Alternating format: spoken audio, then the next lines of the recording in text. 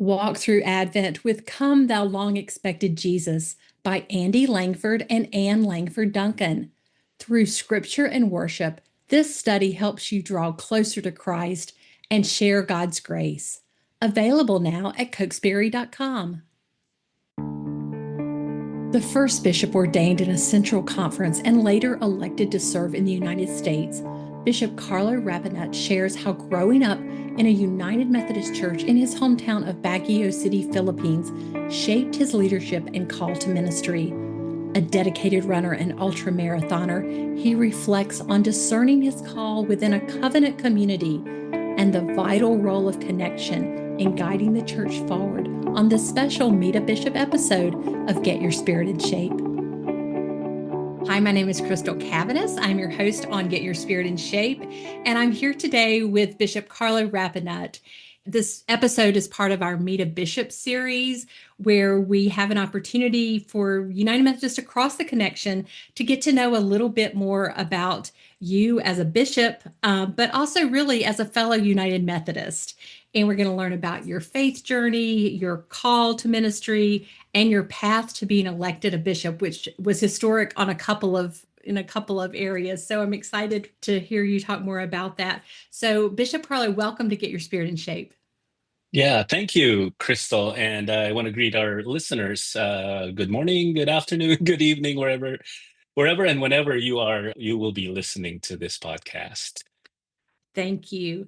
You and I met for the first time just last month. We're recording this in mid-September. We met in August at Lake Junaluska during the annual DSDCM training, where church leaders came in to learn more about their leadership in the United Methodist Church. And one evening, we just, by happenstance, sat next to one another during dinner. And I just really enjoyed it. I thought we had a really wonderful conversation with amongst ourselves and others at the table. Really enjoyed that. And I left there knowing that I wanted to invite you to be a guest on Get Your Spirit in Shape. So Mm, I was like, I want to talk to this bishop more. I want to get to know more about him, and I want our listeners to get to know more about you too. So here we are. And thank you so much for accepting the invitation. yeah, well, thanks for having me. Yes. Before we get started, really talking about your leadership in the church, or just growing up in the church, which you did, can you just briefly share about yourself? So, yeah, my name is Carlo Rapanut. I am a Filipino immigrant. I was born and raised in the mountains of northern Philippines, and born, raised, baptized, ordained, raised up in ministry in a Philippine Central Conference, which we can get into in a little bit later. I have a bachelor's degree in math, believe it or not. And before I was elected a bishop, I actually dabbled in mass communication. So I worked for a TV company, and so this is my happy place here, Crystal, talking to you and doing a production. And so my spouse Raddy and I live in Phoenix, Arizona now. We have two children, one who is an immigrant with us. He came with us as a 4-year-old, and then the other one was born in Alaska when we were serving in Alaska. So that's us. Well, I love that you are a child of the United Methodist Church. You grew up in a local congregation in Baguio City, Philippines. And I want to talk about what that experience was like for you. Yeah. So I'm I tell friends I'm half Roman Catholic, half United Methodist. My mom is the United Methodist strain of the family, and my dad is Roman Catholic. And when they decided to get married and start a family, they decided to go with the United Methodist path. And so yeah, I was born in a United Methodist space and grew up there. So people there know me, know not just my gifts but also my quirks. And I always go back to different points in my life where this community of faith in Baguio City affirmed my gifts, welcomed me back from college when I went astray, helped me discern what I was gifted at, what I was good at, and really just was proud of me every step of the way. And so I count myself blessed that I was born into a United Methodist church family that nurtured me every step of the way. And my understanding is that you had some leadership opportunities as a youth. And it's always interesting to me because you had these leadership opportunities and you have been a leader at many spaces and places along the way as a youth member, as a a lay member, and now as clergy. How would you say the United Methodist Church nurtured that leadership, those leadership qualities for you? Yeah, so in the Philippines, we still have what is called the UMYF, United Methodist Youth Fellowship, and it's very heavily structured in such a way that it mirrors the United Methodist Church. There's local church leaders, there's district leaders, annual conference leaders, and such. And so early on, as a young person, right as I was stepping into UMYF age, my peers already recognized in me leadership potential. So I was a local church leader for a while, and then I kind of went off to college, and that's where the going astray part. And then they welcomed me back. So after college, I became the president of my annual conference youth, and that entailed traveling the annual conference, preaching during youth Sundays at different churches, presiding over conferences, representing the UMYF in the annual conference. As a youth leader at that time, I was elected by my annual conference as the alternate delegate to general conference as a young person, right? So it's really been a journey of people seeing in me the gifts that I didn't even see in myself then. And so that's kind of how I've been nurtured. And I mean, this bleeds into sort of the question of call, right? Like that's how I discerned ministry is the call to ministry is I've always discerned call in the context of covenant community. It wasn't me in a vacuum. It wasn't me in a room talking to God. It was a community of trusted colleagues and friends reflecting to me what they see in me that most often I don't even see in myself yet. Like they would say, "You have the gifts to be this. Oh, you'll be a pastor someday." And I carried that kind of circle of discernment. Different people, obviously, but that sense of discerning in the sense of in the context of covenant community all through my ministry when I was discerning the invitation to come on cabinet as a conference superintendent in Alaska, when I was discerning, when we were discerning as a family to make that move from the Philippines to Alaska in 2008, that was discerned in covenant community.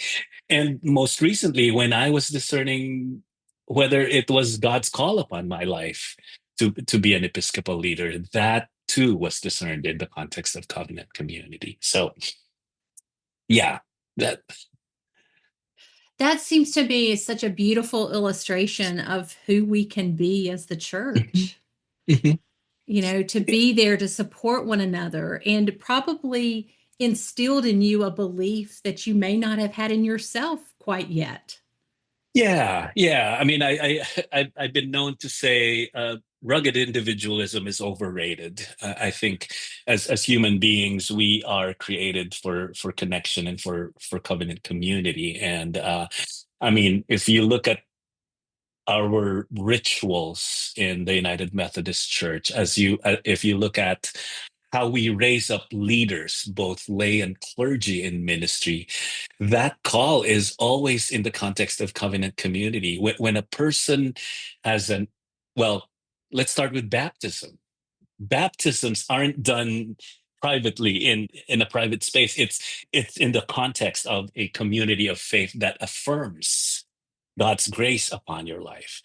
That is affirmed in confirmation. When an individual discerns a call to ministry, that again, you're raised up by the local church through your SPRC, through the charge conference, and then the district committee on ordained ministry, the board of ordained ministry, the annual conference that where you are ordained or commissioned or licensed. So it's not it's always in that sense of connection with each other, that I think is a beautiful thing about our connection. I want to talk, I'm glad you used the word connection. I want to talk Mm. about the connection of the United Methodist Church. And I'll back up just a little bit. You were elected bishop in what was a historic election in a couple of ways. You were the first Filipino U.S. bishop, and then you were also the first bishop who had been ordained in a central conference, in this case in the Philippines, who is now serving in the United States.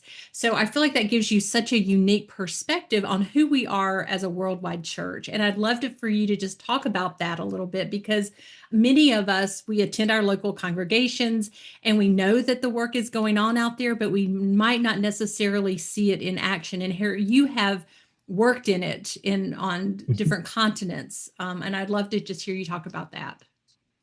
Certainly.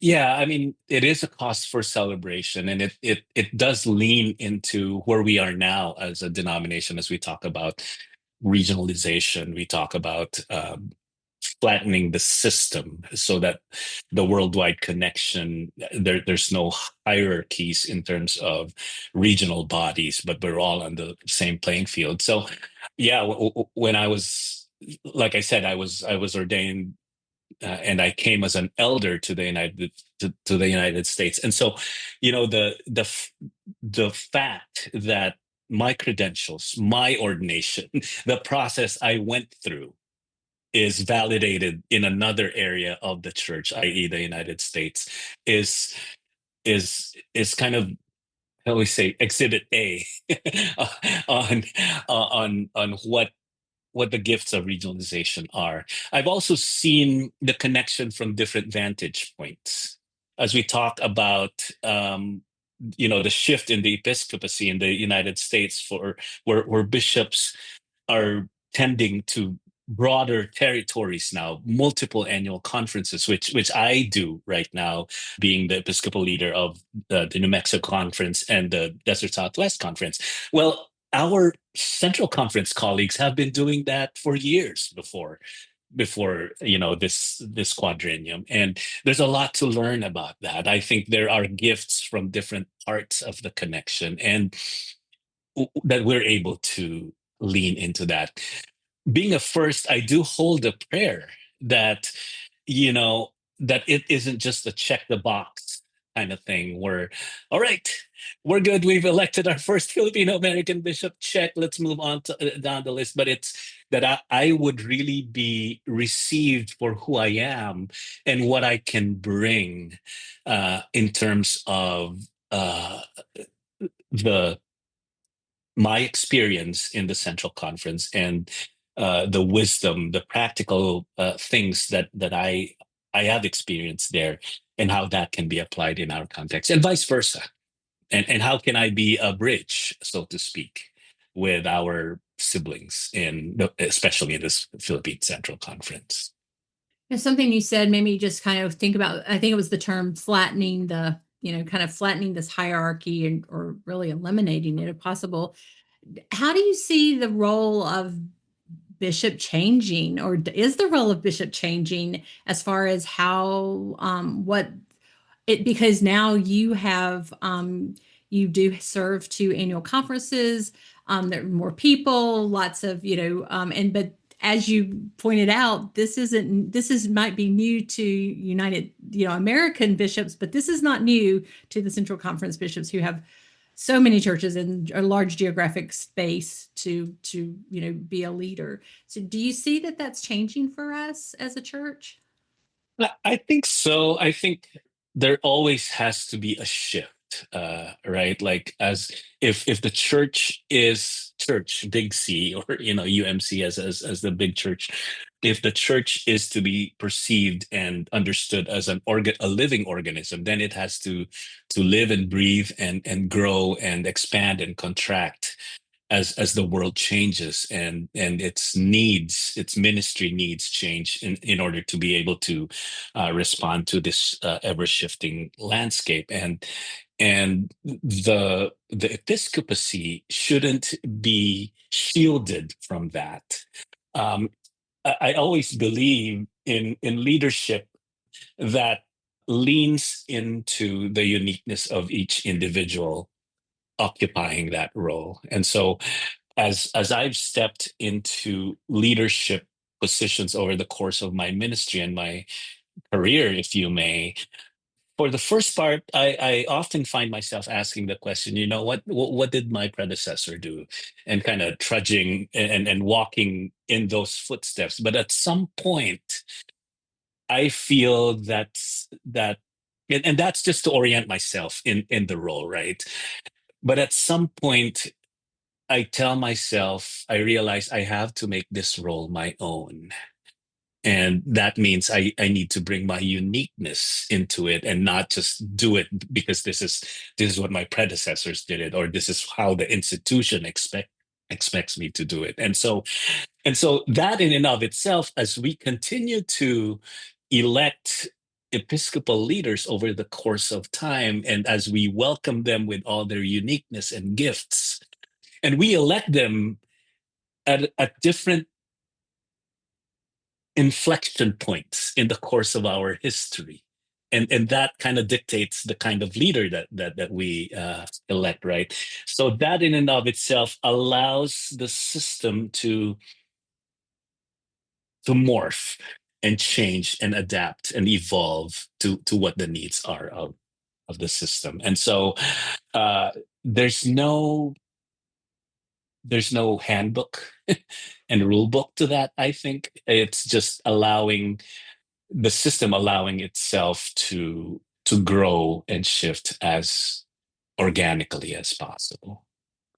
And the United Methodist Church as a system is Hmm. large and moves slowly at Hmm. times, and has been, and so I do appreciate what you're saying, because at our highest leadership, which is in the United Methodist Church, the level of, the role of bishop, to have you guys and women, to have men and women, recognizing that this church is changing, that's huge for our future, I believe. Hmm. Hmm. And because we meet as a denomination once every 4 years, but there are changes happening Right. between those meetings, Hmm. and with our congregations, and with just how we're responding to the world. Hmm. So yeah. Yeah, and happening in real time, and we the changes don't line up at all with our quadrennial meetings or annual meetings, and so it's being quick to adapt and quick to move and shift as needed, in service of what we believe is our what we're called to do, and that is to make disciples of Jesus Christ, in order to transform the world. So. Yeah. Let's take a moment from our conversation with Bishop Carlo to talk about budgets. Let's be honest, when you hear apportionments, you might think, is that just a church budget thing? We get it. It sounds like accounting. But here's the truth, it's actually a story of ministry, mission, and multiplication. Apportioned giving is how your small offering becomes part of something much bigger. That means supporting churches in underserved communities. That means funding seminaries, hospitals, and disaster response teams. That means reaching people you may never meet, but who know God's love because of you. It's not about how much, it's about all of us showing up together. You're part of a church that is united in impact. That's a story worth sharing, and a story worth being part of. It starts with you and your faithful generosity. We are the people of the United Methodist Church, and together we are united in impact. Visit resourceumc.org/united in impact to learn more. Now back to our conversation with Bishop Carlo. Can you talk about the vision statement? Because Hmm. it's real, that's an exciting, oh, I feel like we're in an exciting time where we are talking about this vision statement, at least in the agency space, in the Episcopal space, and it's starting to be talked about in local churches. So we've got, we have our mission, but then we have the vision statement of, where we're, the verbs are, love boldly, serve joyfully, lead courageously. And how I'd love for you to just, and I don't mean to put you on the spot, but how Hmm. you're seeing that lived out in your own conferences. Hmm. Hmm. Yeah, so certainly, I mean, I think the vision statement gives us the mechanism to live out our mission, right? Like, so we had. I'll talk about the Desert Southwest in specifically. We A year ago we had just cast a vision to be a healthy church for a healthy world, and so my whole thing is, healthy individuals will create healthy churches, and healthy churches will help form healthy communities, and healthy communities will create a healthy world. So that vision really aligns with our mission of, making disciples of Jesus Christ for the transformation of the world, for the health of the world. And so it is our call as to grow healthy disciples who will love boldly, who will serve joyfully, who will lead courageously, so that they can form healthy churches and healthy communities, and creating a healthy world. And so that's kind of how we lived into that. It's given us uh, like you said, the action words in order to define what it means to be a healthy disciple. So in the New Mexico conference, we talked about leaning in so that we might live out. And so the invitation was to live out a faith that comes from leaning into each other as a community of faith, and living out the vision of loving, serving, and being courageous, and leading in a courageous way. So. Oh, I love that. And I want to go back and talk to you about, so it was, I guess, Desert Southwest that's doing the healthy Mhm, churches for mhm. a healthy world. I have read that you're a long distance runner, and you have participated in ultra marathons, which I don't even know what an ultra marathon is. It sounds like more extra, more running. So I wanted you apparently being healthy is also a personal, is something that is important to you personally. So I would love to talk to you about that. Yeah, yeah. I picked up running later in life. I grew up with exercise-induced asthma in the Philippines, and so yeah. So when my mom learned later on, when I was already living in Alaska, that I was running marathons, let alone ultra marathons, she was like, "You're running what?" Like, because that just wasn't part of who I was growing up. But it's always been an aspirational thing for me. Like, I want to be healthy. So two things for me growing up were always kind of like, oh, I'd want to do that someday, but I can't because I have asthma.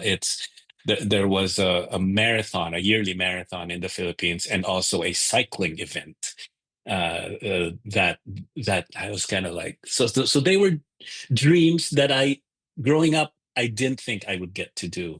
But living in Alaska, I kind of lived into that first dream of running, and I picked it up just wanting to be healthy. I just wanted to be healthy for myself, for my family, and picked up running as just, yeah, like I said, a regular routine, until someone decided to mentor me and said, by the miles that you're logging, you could be You could be running a marathon in X number. And I'm like, no way. And he said, yeah, let's do it. And so, yeah, in a year, he got me trained up for my first marathon. And uh, so, yeah, running for me has grown to be a spiritual practice. I've ran, so an ultra marathon, you asked me that, is so a marathon is 26.2 miles. So anything beyond that is called an ultra marathon. So I've done a 50K, which is a 32-mile plus event. I've done the timed events where you run as many laps as you can in 12 hours. and and the tops I've gotten is I think 52, 58 miles, something like that, over the course of 12 hours, obviously with breaks and it's so but it's spiritual for me in that I don't run with headphones. I don't listen to anything. For one, it's a safety thing. But for another, it's allowed me to be alone with my thoughts, the rhythm of just the pounding of your feet on the pavement, your breath, and being out in nature allows me to reflect. I don't know if Microsoft still does this, but back when I was a Microsoft user, I know that uh, you are. It's recommended that you defragment your system so often. Do you remember I that do time? remember that. And I don't know if that's still a thing, but I Yeah, yeah, definitely yeah, remember yeah, that. yeah. Yes. So but that's my metaphor for running, or right now cycling, is it allows me to defragment different pieces of experiences, both good and bad, in my day, and allows my system, my psyche, my spirit to organize them in a way that would help me move forward.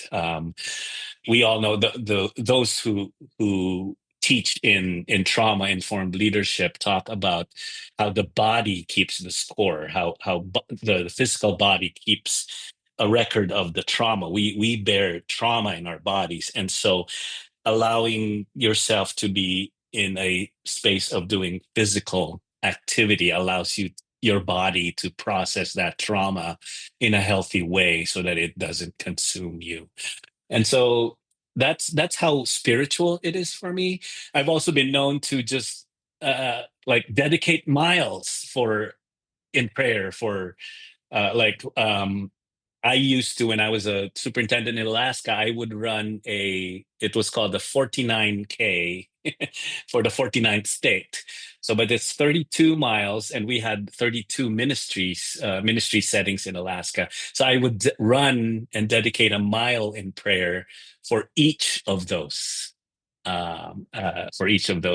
churches. When I started in the desert Southwest, I did the same thing, running and biking a mile for each of them, and I did that with New Mexico as well. So I said running and biking because the desert, especially in the summer, is just not conducive to running. And so I picked up cycling.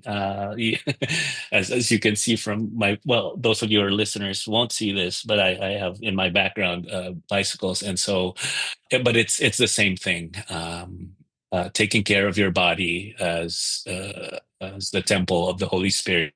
Listeners can't see it, that in your background there's a wall of crosses and then there's a bike, and I Yes, just yeah. love that. That says a lot about who you are. That's Hmm, that's hmm. what you have in your office right now. You were talking about that it's a spiritual practice for you, but it was really interesting to me to hear about the defragmenting, kind of that metaphor, because it's spiritual, but it's emotional, and we know it's Hmm, physical. So it hmm. really is, it just really encompasses, all the pieces of health for us, Yeah. and for you. So I really appreciate you sharing that. Well, tell me, what's your routine? Do you run in the morning or bike in the morning? Do you have a certain number of miles? When I'm training for something, I try to be more rigid about my training schedule. I try to wake up and log miles and such. And a lot of it's also dependent on my travel schedule. So I obviously can't travel with a bike right now if I have to fly. And so I've found that when I'm traveling, I run more, and then when I come back home, that then I do the cycling bit. But yeah, I try to start out a day on the bike or on the trail. But if that's not possible just because of the schedule of the day, I try to fit it in over the course of the day, and try to be active that way. Yeah. So yeah. Well, I know you're traveling a lot, particularly with serving the two conferences. Do you have a story or two you'd like to share of things that are making you really excited about the United Methodist Church right now?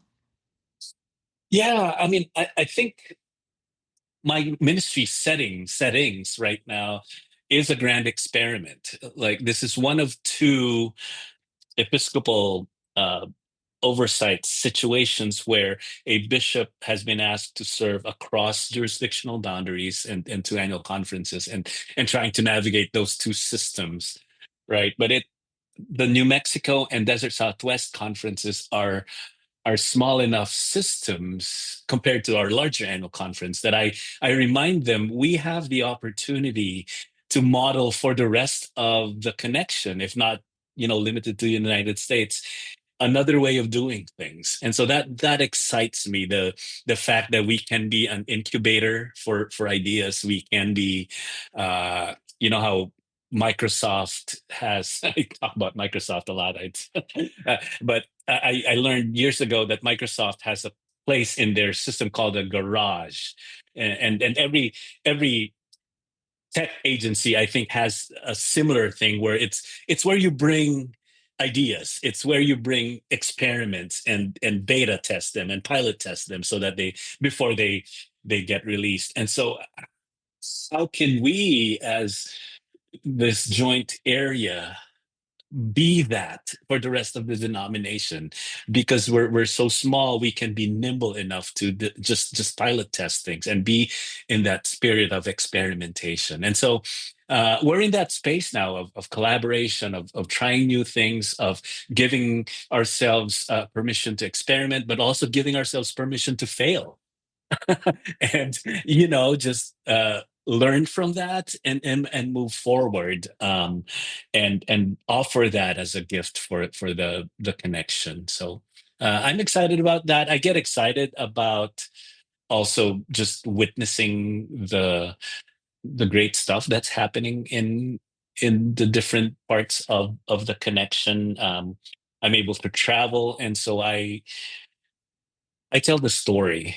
What I hear in, Albuquerque, New Mexico, I might share in Tucson, and not as a competition kind of spirit, but just an encouragement of, you might want to talk to them because they're doing this already, and you can learn from each other. So that excites me. Being on the ground with the people excites me. So yeah. Yeah, I love that. Well, as we finished up today, is there anything you wanted to talk about that we didn't have a chance to talk about? I will just say to go back to kind of the firsts, right? So as we elect firsts in our denomination, as we raise up leaders who may be the first in our different spaces, leadership spaces, as the case may be, first woman, first African American, what have you. I pray that we would go we that it isn't just tokenism, it isn't just checking a box. I pray that the system, that we would truly be open to what these leaders bring.